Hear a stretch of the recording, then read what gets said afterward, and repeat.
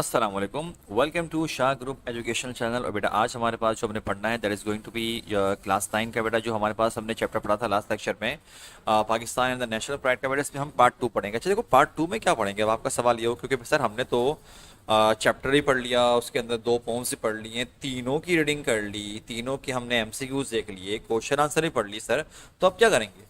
बेटा देखो, हमारे पास चैप्टर के अंदर उसके अलावा जो चीज़ें मौजूद होती हैं, मिसाल के तौर पे ग्रामेटिकल एक्सरसाइज वगैरह कुछ भी बेटा, ग्रामर की एक्सरसाइज वगैरह होंगी, सारे देखेंगे। अब अभी हमने देखना है प्रीफिक्स देखना है। एक्सरसाइज 4 बेटा पेज नंबर 92 93 पर है। हमने पैराफ्रेजिंग का पोम का पढ़ना है, और बेटा एक्सरसाइज 2 हमने सॉल्व करनी है। तो बेटा प्रीफिक्स तो हमारे पास, हमने फिर एक्सरसाइज 3 भी हमने सॉल्व करनी है, बाद में हम देखते हैं बेटा क्या लिखा हमारे पास। Wait a second. अच्छा भाई बेटा, अब हम देख सकते हैं हमारे पास जो है यहाँ पर आपका प्रीफिक्स पहले आ रहे हैं। अब क्या लिखा हुआ है कि आपने जो है ना भाई, जो प्रीफिक्स आपको दिए हुए ना वर्ड्स, ये वाले वर्ड्स दिए हुए, आपने इनके साथ क्या लगाना, री लगाना है। Retell, redo, reclaim, reapply, reprint, rearrange, आपने यूँ लिखना है। अब बताओ भाई क्या आएगा। The government is trying to dash land from the sea in Karachi. तो क्या होगा बेटा? Retell, redo, reclaim, rearrange. बेटा ऑब्वियस सी बात है, एक ही हो सकता है, वो क्या होगा? रिक्लेम, मतलब वापसी। क्योंकि जिन लोगों ने गैर कानूनी तौर पे कब्जा किया हुआ है, वहां से वो क्या करना चाह रहे हैं, उसके ऊपर से कब्जा उनका हटाना चाह रहे हैं। ठीक है। अच्छा भाई, आगे क्या लिखा हमारे पास? The company had to dash this book 3 times. क्या करनी पड़ी इस बुक को? आसान है, reprint. I advise my friend to dash for a teaching position in our school. मैंने अपने दोस्त को कहा कि क्या करो, रीअप्लाई करो। ठीक। अगला है बेटा, देखो हमारे पास, my father likes to dash his childhood stories to his grandchildren. कि जो मेरे जो फादर हैं वो क्या पसंद करते हैं कि वो क्या करें, अपने बचपन की कहानियां क्या करें, रीटेल, दोबारा से बताएं। अगला है, Saira and Khalida decided to dash the furniture in their room. कि भाई सायरा और खालिदा ने क्या डिसाइड किया कि वो क्या करेंगे, रीअरेंज करेंगे। अगला है, the teacher told the class to dash the exercise. की टीचर ने क्या कहा कि वो क्या करें भाई, री डू द एक्सरसाइज। ठीक है। अच्छा, अभी ये वही चल रही है, एक्सरसाइज 4 ही है, लेकिन इसका बी वाला पार्ट है। अब बोल रहे हैं बी वाले पार्ट में आपने क्या करना है, प्रीफिक्स लगाना है, मिस लगाना है, लेकिन ये वाले वर्ड्स के साथ। मतलब बनेगा mistreat, mismatch, misbehave, misunderstand, misplace. ठीक है। अब बेटा हमने ये वाले वर्ड्स को अकॉर्डिंग टू गिवन सेंटेंस के मुताबिक सॉल्व करना है। When children dash they are often punished by their parents. I think आराम से आप बता सकते हो भाई क्या आंसर होगा। बिल्कुल सही, the correct answer is misbehave. Number 2 is my brothers always dash there mobile phones. के जो मेरे भाई हैं वो हमेशा क्या करते हैं, क्या लगाओगे भाई, misplace. 3 is there is a dash between their income and expenditure. तो बेटा यहां पर आप क्या लगाएंगे, मिसप्लेस तो नहीं होगा, मिसबिहेव भी नहीं होगा, क्या लगाओगे, मिसमैच। मतलब जो वो कमा रहे हैं, जो वो खर्च कर रहे हैं, वो बिल्कुल गलत जा रहा है। मतलब ये थोड़ा नेगेटिव वे में सेंटेंस बोला जा रहा है। ठीक है ना, कि भाई ऐसा ऐसा, इस सेंटेंस का कुछ ये मतलब बन रहा है कि जितना कमा नहीं रहे, जितना वो खर्च कर रहे हैं। ठीक। अगला क्या लिखा है हमारे पास, many people dash their leaders message. क्या आएगा, misunderstand. It's not right to dash servants, but क्या आएगा, मिसट्रीट सर्वेंट्स। ठीक। अब हमारे पास बेटा एक्सरसाइज सी आ रही है, तो सी में बोल रहे हैं आपने क्या लगाना है, आपने इंटर लगाना है। International, interfaith, interpersonal, intercity, interdependent. बेटा जरा देखिएगा क्या लिखा है, the dash bus service in is very city in some countries. क्या आएगा, इंटरसिटी, मतलब कि शहर के अंदर चलने वाली जो बस की सर्विस है।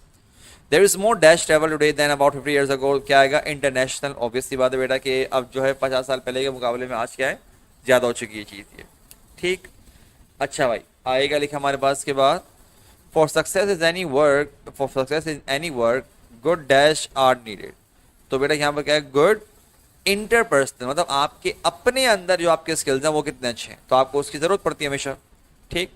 आगे लिखा हुआ है क्या, the quality of goods and their price are dash. के जो गुड्स की जो कीमत है, प्राइस वगैरह, उनकी क्वालिटी और प्राइस वगैरह क्या है, इंटरडिपेंडेंट। इंटरडिपेंडेंट मतलब कि जैसे कि क्वालिटी अच्छी होगी तो प्राइस भी अच्छी होगी, क्वालिटी कम होगी तो प्राइस भी कम होगी, मतलब एक दूसरे पर डिपेंड करती हैं चीज़ें ये। Dash understanding is very important for piece in the world. कि ये जो अंडरस्टैंडिंग है ना, ये दुनिया में अमन अमान के लिए बहुत ज़रूरी है, और वो क्या है, इंटरफेथ। ठीक। अच्छा बेटा, हमने ये तो पढ़ लिया, अब हम पहले हम पढ़ेंगे कि पैराफ्रेजिंग अ पोम का मतलब क्या है, how to paraphrase a poem. तो अब ये पढ़ेंगे है क्या, मतलब क्या, हम ये देखेंगे। When you paraphrase a pome, use your own words to explain the major ideas line by line. Paraphrasing isn't the same as analyzing a poem. The goal is to rephrase the ideas in your own words without evaluating or addressing the author's hidden message or underlying themes.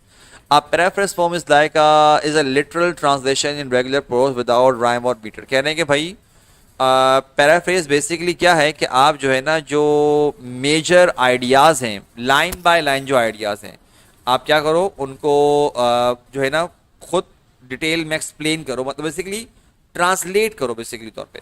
कह रहे हैं कि इसका गोल ना ये इस ऐसा करने का गोल ये नहीं होता कि आप उसकी मीनिंग चेंज करो, आप वैल्यूएट करो। आप बस क्या कर रहे हो कि जो एक लिटरल ट्रांसलेशन बन रही है पोम की, आप वो बता रहे हो बस। ठीक है, अब क्या लिखा हुआ है भाई कि क्रिएट अ प्रिसाइज ट्रांसलेशन। क्या मतलब है? Read the entire poem once और twice to get a broad understanding of the story line, characters और and setting, then break the poem down word by word, paraphrasing or line by line to paraphrase. Read a line or stanza, look away the poem and think about what the author is literally saying.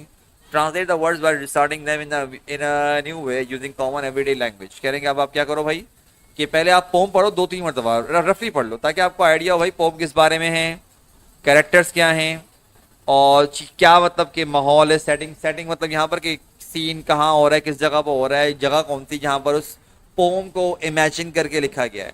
और कह रहे हैं फिर आप अपनी इसको ना word to word break down करो अपने पास, phrase by phrase, word by word, line by line करो और फिर अपने आप को तोड़ तोड़ के समझाओ। कह रहे हैं एक लाइन पढ़ो, स्टैंजा पढ़ो और फिर आप जो क्या करो पोम से मतलब थिंक अबाउट द ऑथर कि अब आप फिर ये सोचो कि पोम बोलना क्या चाह रहा है ऑथर। ठीक है, और इनको ट्रांसलेट करो और एक अलग तरीके से लिखो जिसमें आप कॉमन लैंग्वेज यूज करो, कॉमन लैंग्वेज इन जिस तरह से आप नॉर्मली बात करते हो। आगे लिखा हुआ क्या रहा भाई, avoid replacing word with synonyms. कह रहे हैं कि भाई ये मत करना, सिनोनिम्स देखो, don't just replace all the important words with synonyms. ये नहीं कर देना कि हर वर्ड को आपने सिनोनिम से रिप्लेस कर दिया, नहीं। You might use synonyms occasionally to identify important terms, but exchanging the author's original words for synonyms isn't paraphrasing. कि भाई कहीं कहीं पर अगर आपको लगे कि यार ये थोड़ा सा बिल्कुल ही एक अलग वर्ड आ रहा है, आपने उसको कर दिया, लेकिन कभी कभार वो भी सिर्फ इसलिए ताकि आप इंपॉर्टेंट टर्म्स समझना चाह रहे हो। लेकिन कह रहे हैं अगर आप एक एक वर्ड मतलब कि रिप्लेस कर दोगे ऑथर की, वो तो फिर पैराफ्रेजिंग थोड़ी रही, वो तो आपने चेंज ही कर दिया। Consider ways to rearrange the words and substitute your own words to get across the same meaning. कह रहे हैं अब आप ऐसा करो कि वर्ड्स को रीअरेंज करके ना सब्स्टिट्यूट करने की जरूरत पड़े तब तो कर लो, लेकिन सेम मीनिंग आपको तब मिल जाए तो सही है। अच्छा देखो, आप में से कुछ ये सोच रहे होंगे सर हम क्या पढ़ रहे हैं, क्या कर रहे हैं, ये तो हमने कभी पढ़ा ही नहीं है। बेटा ये एग्जाम में इस तरह से नहीं आता, लेकिन रफली क्या होता है एक सवाल बन के आ जाए तो इसलिए पढ़ाने की जरूरत भी है बेटा, क्योंकि ये पॉसिबिलिटी आपकी बुक में मौजूद है बेटा। Expand the text with details, expand the lines and stanza in the poem by using full sentences to explain the poet's ideas. Poets often condense their ideas to make them fit within the meter and rhyme of the poem. When you paraphrase, fill in pieces that author hints at but does not fully explain in detail. कह रहे हैं कि जब आप paraphrase इस तरह कर रहे हो ना, मतलब poem you are breaking down the poem, तो कभी कभार क्या होता है कि शायर ना कुछ चीज़ों की तरफ ना पॉइंट आउट करता है, लेकिन वो उनको मेंशन नहीं करता अपनी पोइट्री के अंदर वर्ड्स के थ्रू। लेकिन जब आप पैराफ्रेज करोगे तो आपको बताना पड़ेगा, उसको आप समझाओगे क्या लिख रहे हो। अगला है use the same point of view, maintain the same point of view as the poet. Your paraphrase should parallel the poet's voice, tone and overall mood. कि भाई अगर पोएट ने कोई मतलब जो जिस तरह से भी मतलब कि पोएट्री लिखी हुई है, वो जिस पॉइंट ऑफ व्यू से लिखी हो, first person, third person, second person, कुछ भी हो, तो आपने वही पॉइंट ऑफ व्यू लिखना है। मतलब कि भाई आप अगर पॉइंट ऑफ व्यू चेंज कर दोगे वो तो क्या हुआ था आपको समझ में आ जाए, लेकिन वो पैराफ्रेजिंग थोड़ी कहलाएगी, क्योंकि जो तीसरा बंदा पढ़ेगा अगर वो तो बिल्कुल ही अलग मीनिंग से पढ़ रहा होगा। Paraphrasing a poem, paraphrasing can help you understand poetry well. The 4 hours of paraphrasing can be very useful while paraphrasing poem. कहना भाई ये आपको क्या कर सकती है, हेल्प कर सकती है किसी भी पोम वगैरह को समझने में। और जो 4 hours है, अच्छा 4 hours क्या है बेटा, मैं बता रहा हूँ, ये आपके लिए बड़े हेल्पफुल होते हैं किसी भी पोम वगैरह को पैराफ्रेज करने के लिए। पहला वाला क्या, reward, replace words and phrases with synonyms wherever you can. लेकिन देखो याद रखना ये नहीं कि हर जगह पर जरूरत पड़े तो रिप्लेस करना है सिनोनिम्स, रीवर्ड तो हो गया। फिर क्या हमारे पास, rearrange word within stanzas, couplets to proper sentences. आपने क्या करना है भाई, आपने वर्ड्स को रीअरेंज करना है ताकि आपकी प्रॉपरली तौर पे क्या बने, उसके एक मीनिंग बन सके। कभी कभार आप बेटा अगर आप पढ़ो, आपके ख्याल से जो एक पोइट्री के अंदर लाइन लिखी हुई होती है, तो क्या आप एग्जैक्ट उस तरह से बात कर सकते हो? नहीं, उस तरह बात नहीं करते। वो वर्ड्स वगैरह थोड़े शफल हुए वो होते हैं रिदम बनाने के लिए, टोन बनाने के लिए। ठीक। तो कह रहे हैं कि लिहाजा आप उनको रीअरेंज करके देखो कॉमन लैंग्वेज में नॉर्मल तरीके से, क्या उसका सेंस बन पा रहा है। अगला है realize that some words and phrases can not be change but you can present them differently in your paraphrases. कह रहे हैं कि अब आपको ये भी एहसास करना पड़ेगा भाई कि कुछ वर्ड्स, कुछ फ्रेजेस ऐसे होंगे जो कि चेंज नहीं हो सकते, लेकिन आपको एक अलग तरीके से उनको प्रेजेंट करना पड़ेगा अपने पैराफ्रेजेस के अंदर।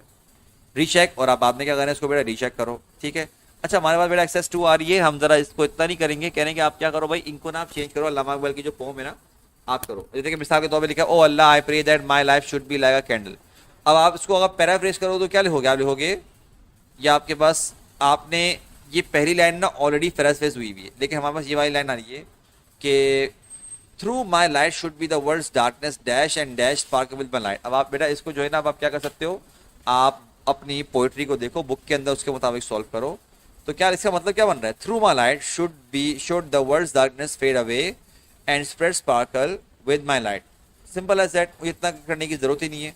Through me my dash just like a dash, क्या बोलोगे, थ्रू मी माई कंट्री में progress just like a flower adds beauty to the garden. अब देखो, अब वो नहीं है इसके अंदर, वो वाली बात थी बेटा, ये क्या कहते हैं, एक आप दुआ थी ना, लपे आती है दुआ बन के तमन्ना मेरी जिंदगी, शम्मा की सूरत खुदा है मेरी, दूर दुनिया का मेरे दम से अंधेरा हो जाए, हर जगह मेरे चमकने उजाला हो जाए, हो मेरे दम से जूही मेरे वतन की जीनत। अब देखो ये वाला वर्ड ना इस जगह पर, या ये प्रोग्रेस का वर्ड इस्तेमाल नहीं हुआ था, लेकिन हमें ये बात समझ में आ गई कि इसके, ये जो पोएट ने इशारा किया है वो इस बात की तरफ भी इशारा किया भाई, कि जिस तरह से एक जो फ्लावर होता है, जो फूल होते हैं, वो गार्डन की खूबसूरती में इजाफा करते हैं। तो कह रहे हैं इसी तरह से वो बोल रहे थे कि मेरी भी एक ऐसी वैल्यू हो, मैं ऐसा बनूं कि मेरे होने से मेरे मुल्क में खुशहाली आए, बेहतरी आए, ठीक है। अच्छा, आगे क्या लिखा हमारे पास देखो, I pray that just like dash, I pray just like a moth love side I start loving knowledge, कि जिस तरह से वो नहीं है, इल्म की शम्मा से हो मुझको मोहब्बत यार, वो वाली बात। I pray that dash and dash, I pray that I would serve the poor and love the old and suffering ones. ये हमने वर्ड टू वर्ड नहीं किया, हमने चेंज किया, मतलब थोड़ा सा हमने इसको सिंपल बनाया इसको हमने, ठीक है। O God dash and dash, यार O God save me from evils and lead me towards the right way, कि अल्लाह मेरे अल्लाह बुराई से बचाना मुझको, नेक जो राह है उसी राह पे चलाना मुझको। आगे लिखा हुआ क्या बेटा हमारे पास एक्सरसाइज 3, क्या आपने इसको करना है। अच्छा देखो, ये बेसिकली आपका डायरेक्ट मैं समझा रहा हूँ कि ये दरअसल क्या बोल रहे हैं, पूरी पोम को बताओ। तो बेटा हमने इससे पढ़ा क्या था, जरा देखिएगा कि in this poem Allama Iqbal prayed to God that he may be the source of happiness and reason of progress in for his country so that the darkness of the world fades away. कह रहे हैं कि इस pome में लपे आती जो हमने पढ़ी थी, कह रहे हैं कि वो अल्लाह पाक से दुआ करी अल्लामा इकबाल ने कि भाई क्या, कि वो चाहते हैं कि वो क्या बने, अपने मुल्क की तरक्की के लिए, खुशहाली के लिए वो चाहते हैं कि वो एक ऐसी लाइट बन जाएं जो दूसरों को भी गाइड करे, दूसरों को आगे लेके जाए, दुनिया से अंधेरे बुराइयों को, तारीकियों को यहाँ से मिटाए। वो ये बोलने अल्लाह इकबाल दुआ करते हुए, he wanted to drink through the sources of knowledge and wisdom. He further said that he would be able to sense the pain of the poor, weak and suffering ones. वो कह रहे हैं कि वो चाहते थे कि भाई जो इल्म के ख़जाने हैं वो उसके बार बार उसको कंज्यूम करें, इस्तेमाल करें, ज़्यादा से ज़्यादा इल्म उनके पास हो, अकल हो।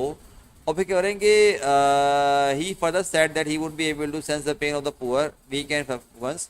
In the end, he added that may God lead him towards the right way and do not mislead him on the evil ways.